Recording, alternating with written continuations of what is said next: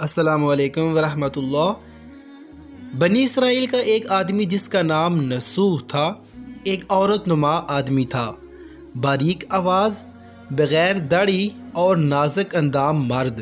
وہ اپنی ظاہری شکل و صورت سے فائدہ اٹھاتے ہوئے زنانہ حمام میں عورتوں کا مساج کرتا اور میل اتارتا تھا۔ کوئی بھی اس کی حقیقت نہیں جانتا تھا، سبھی اسے عورت سمجھتے تھے۔ یہ طریقہ اس کے لیے ذریعہ معاش بھی تھا اور عورتوں کے جسم سے لذت بھی لیتا تھا۔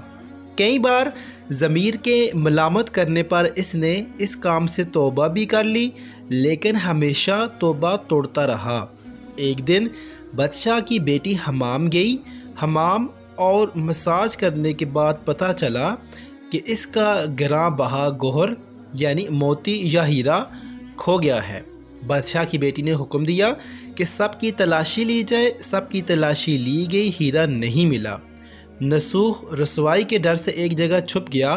جب اس نے دیکھا کہ شہزادی کی کنیزیں اسے ڈھونڈ رہی ہیں تو سچے دل سے خدا کو پکارا اور خدا کی بارگاہ میں دل سے توبہ کی اور وعدہ کیا کہ آئندہ کبھی بھی یہ کام نہیں کروں گا، میری لاج رکھ لے مولا۔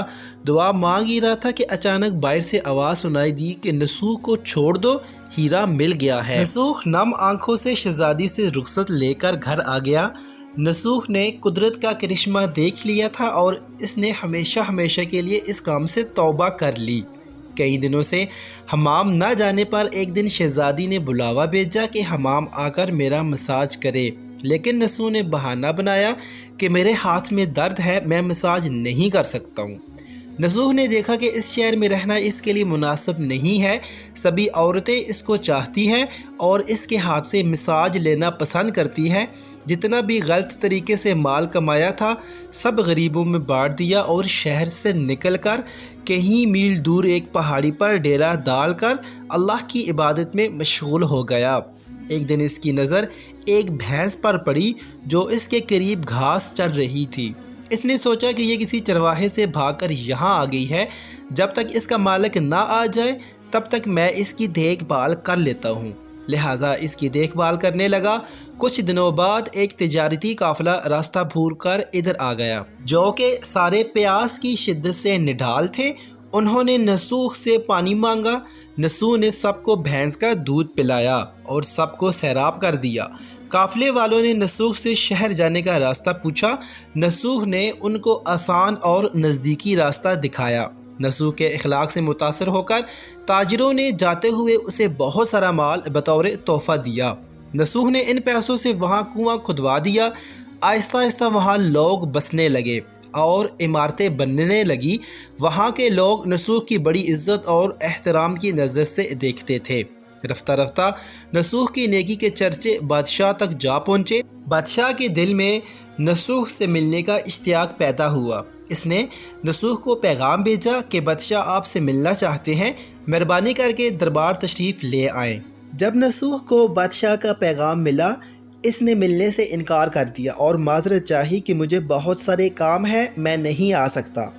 بادشاہ کو بہت تعجب ہوا، مگر اس بے نیازی کو دیکھ کر ملنے کی طلب اور بڑھ گئی۔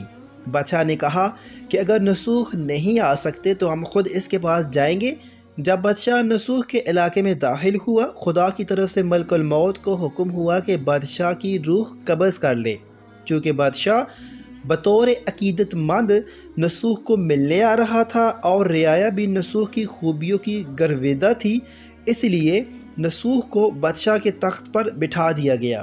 نسوح نے اپنے ملک میں عدل اور انصاف کا نظام قائم کیا۔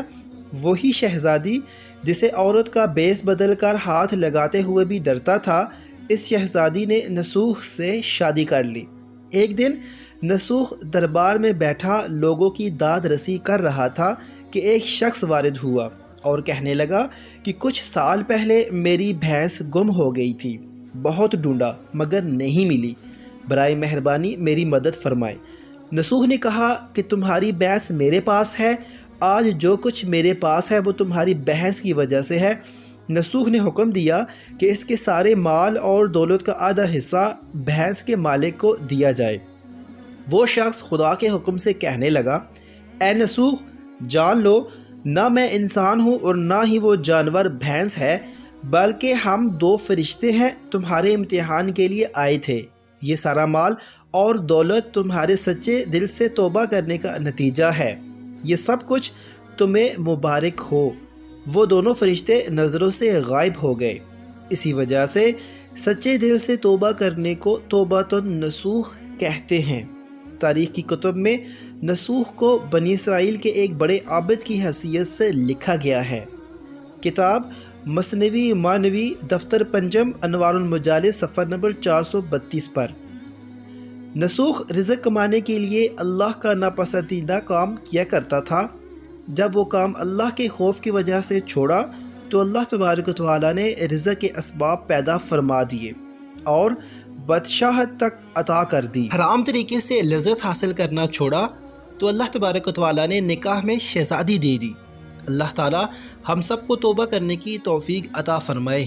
دوستو، اسلام سے ریلیٹڈ ویڈیوز دیکھنے کے لیے ہمارے چینل کو سبسکرائب کیجئے اور ویڈیوز کو شیئر کیجئے۔ جزاک اللہ۔